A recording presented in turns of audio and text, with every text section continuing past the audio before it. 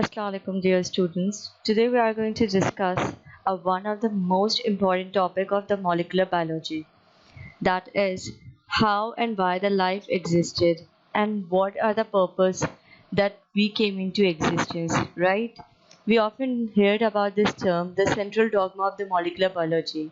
It's often disturb our mind with the thing that whether we came from the RNA or the DNA, right? So we are going to see whether we are derived from the DNA or RNA or the protein, or whether the genetic material of our own existence or the transmission of the genetic material is DNA or RNA. So let's take a look. So this is a very difficult task for us when we think about. Many of you used to hear that viruses, especially in the case of viruses, some are derived from the DNA, some are RNA, but mostly the viruses are derived from the DNA, whereas the bacteria, their genetic material is the DNA. What about us, the humans, right? So when we think about the central dogma, the first thing came to our mind is the DNA, right? What is When we elaborate this term into a simple term, we see that the central dogma of molecular biology deal with the detailed residue by residue transfer of genetic sequential information. Over here, the sequential information is what? Is the DNA, right? That is the flow of genetic information from the DNA to the RNA, and which make the fundamental protein. Okay, I'm going to explain to you in a very simple term. Over here we have a DNA, right? DNA is what? Deoxyribonucleic acid, right? Oh, sorry. Where is the RNA is, right? Um, RNA. RNA is ribonucleic acid.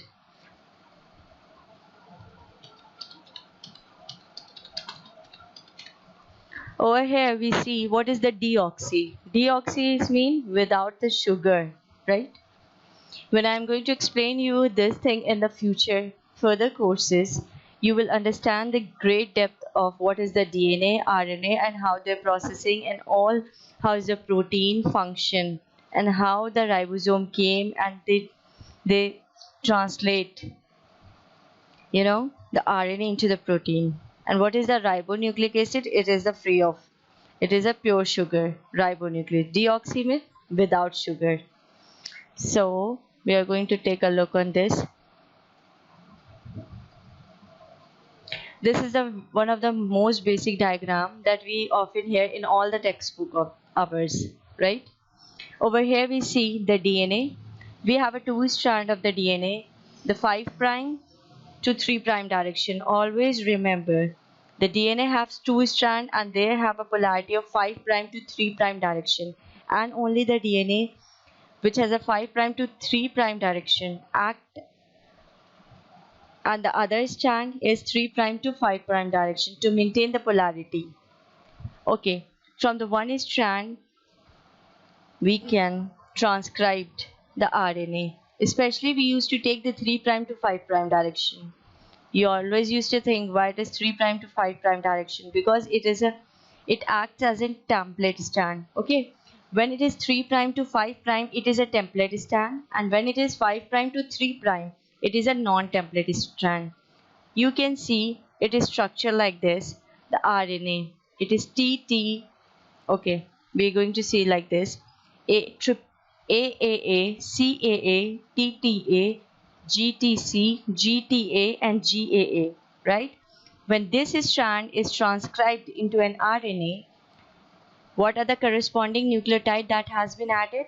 That is, always remember one basic thing. There is a combination of two.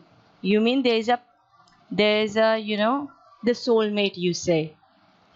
In molecular biology, there is always a soulmate, right? That AT and GC.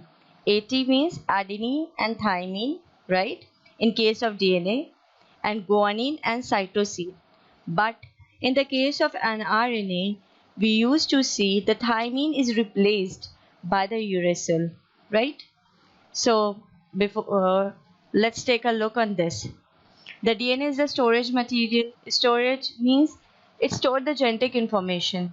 You know, our DNA contains lots of genes by which we resemble to our parents, right? There's a further we see that sometimes we resemble the character of our parents, like our dad has a black hair, our mother has a blue eye. Sometimes you see in children that we get both the combination, but sometimes it's not, maybe in the habit or maybe in the physical look. The DNA is composed of three letters ATGC. What is ATGC? Okay, most of you know, but some of you may not know. Let's take a look. Okay. Okay. It is ad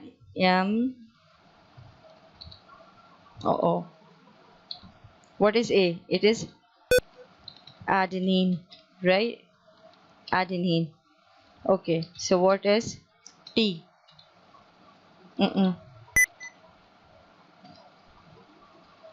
This is thymine, right? Adenine, thymine. Then what? That the next is, this is guanine. Guanine.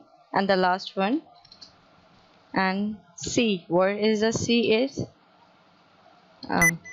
Always remember that you are going to type this in the capital letter, right? Cytosine. Only these are the things that we get in our DNA. That is adenine, thymine, guanine, and cytosine. Their structure and what are the different types of bond that is used to exist in this, and the structure and the great detail I'm going to discuss in the future lecture, but just now you just know the basic terminology.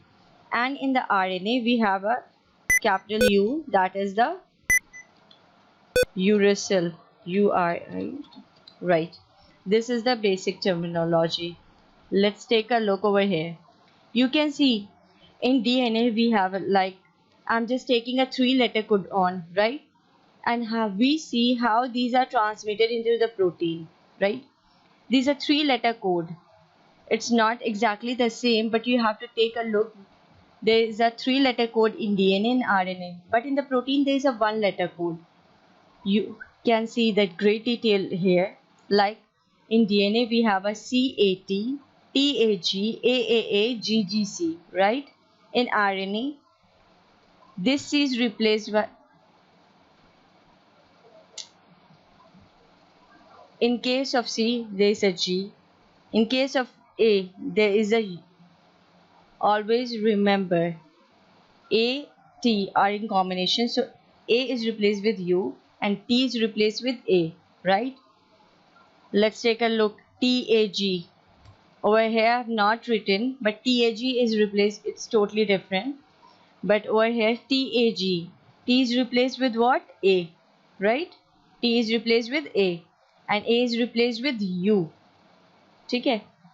And G with C. Oh, sorry, I have written here. T is replaced with A and A is replaced with U and G is replaced with C. Similarly, AAA, right? In case of AAA, you will get triple U, right? And in case of GGC, you get what? CCG, like here. Over here, okay? For example, let's take a protein. This is a 1-letter code, PLIAAA, right? What you going to see in this? This P stand for, this is a single letter code. When you know the writing this whole line and whole this sentence is too difficult task for the scientists. So the scientists have find a simple way by which they can get all this detail in a very simple and easy format, like a PLIAA, right? This P stands for proline, L for leucine, I for isoleucine, A for alanine, and alanine, right? The DNA in our genome contain all the necessary information to make all protein of our body, right? Our body has been made by what? Protein, right? when we see the indirectly all the things, right? Including the protein, the duplication, the DNA. You know, this is the duplicated strand of the DNA, and one of the strand act as a template to form the RNA. It has been transcribed and then translate. What is this? The translation. I will explain all this step to you in great detail in the further lecture, in the future lecture. Protein production requires the DNA, RNA, and DNA replication and RNA production requires protein, right? All of the things are indirectly related, because when we see the DNA replication and an RNA, we need the polymerase enzyme, the primase, and all the necessary enzymes and the protein that are used to function together to form a complex that are used to synthesize whether it's a DNA or RNA or a protein, right? Let's take a look. DNA and RNA based life would be impossible without the protein. Why? We always used to eat the protein, you know. We used to eat the protein and also to copy the genetic information. How? Because we need different type of enzymes, and all enzymes are protein, right? And thank you.